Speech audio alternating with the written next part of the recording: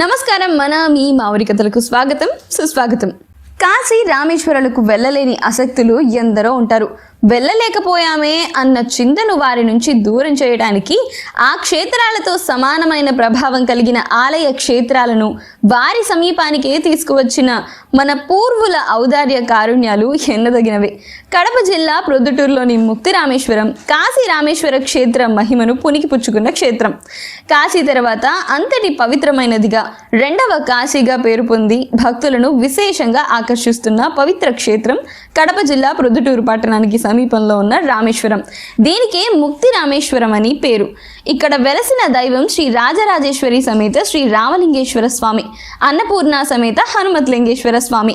శ్రీరాముడు శివలింగాన్ని ప్రొద్దు పొడవక ముందే తయారు చేసి ప్రతిష్ఠించాడు. అందుకే ఈ ఊరిని ప్రొద్దుటూరు అని అంటారు.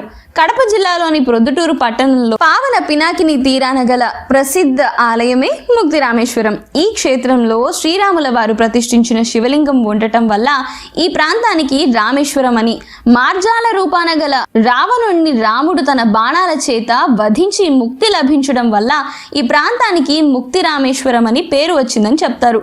కోరిన భక్తులకు ముక్తినిస్తుంది కాబట్టి ముక్తి రామేశ్వరం అయిందని ఒక అభిప్రాయం. ఇక ఈ ఆలయం యొక్క స్థల పురాణం ఏంటంటే, యుద్ధంలో రాముడు రావణుణ్ణి చంపాడు. రావణుడు బ్రాహ్మణుడు కాబట్టి బ్రహ్మహత్య పాదకం రాముణ్ణి పిల్లి రూపంలో వెంటాడింది. దండకారణ్యంలో శివుణ్ణి లింగ రూపంలో ప్రతిష్ఠించాలనుకున్నాడు. ముహూర్తం నిర్ణయించాడు. శివలింగం కోసం హనుమంతుణ్ణి కాశీకి పంపాడు. హనుమంతుడు సమయానికి రాలేదు. ముహూర్తం దాటిపోతుందని శ్రీరాముడు ఇసుకతో లింగాన్ని చేసి ప్రతిష్ఠించాడు. ఆలస్యంగా వచ్చిన ఆంజనేయుడు విచారంలో పడ్డాడు. హనుమంతుని మనశ్శాంతి కోసం ఆయన తెచ్చిన లింగాన్ని రాముడు కొంత దూరంలో ప్రతిష్ఠించాడు.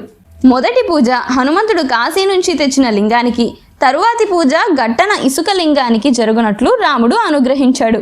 ఈ ప్రతిష్టలు అయిన తర్వాత పిల్లి నది ఒడ్డున దాకా నడిచి అదృశ్యమైంది. ఇప్పటికీ పిల్లి పాదాల గుర్తు ఈ నది తీరాన ఉంది అని అంటారు.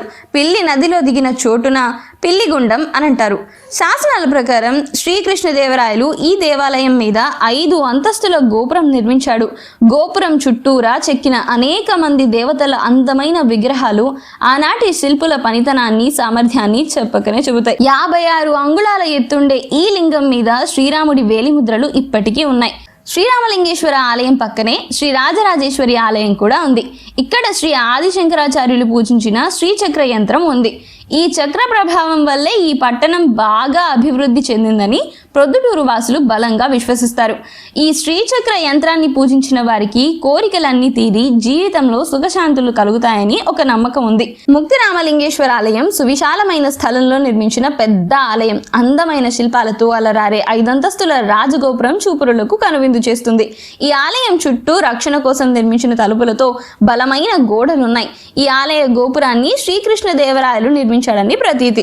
ప్రతి ఏటా చైత్ర శుద్ధ పౌర్ణమి నుండి 10 రోజులు బ్రహ్మోత్సవాలు జరుగుతాయి. ఇక ఈ ఆలయం బయట ఉన్నటువంటి శాసనాల గురించి మరో కథనంలో మీకు క్లుప్తంగా వివరిస్తాను. ఈ ఆలయం ప్రొద్దుటూరు పట్టణం నుండి 3 నుండి 4 కిలోమీటర్ల సమీపంలోనే ఉంటుంది. కాశీకో రామేశ్వరానికో వెళ్ళాలనిపిస్తే వీలు చూసుకొని ఈ ప్రొద్దుటూరులో ఉన్నటువంటి ముక్తి రామలింగేశ్వరాన్ని దర్శించుకొని మా ఊరి కథలు ప్రేక్షకులందరూ ముక్తిని పొందగలరు. ఇలాంటి మరిన్ని ఆసక్తికరమైన విశేషాలతో మళ్ళీ మీ ముందుంటాను. అంతవరకు సెలవా మరి.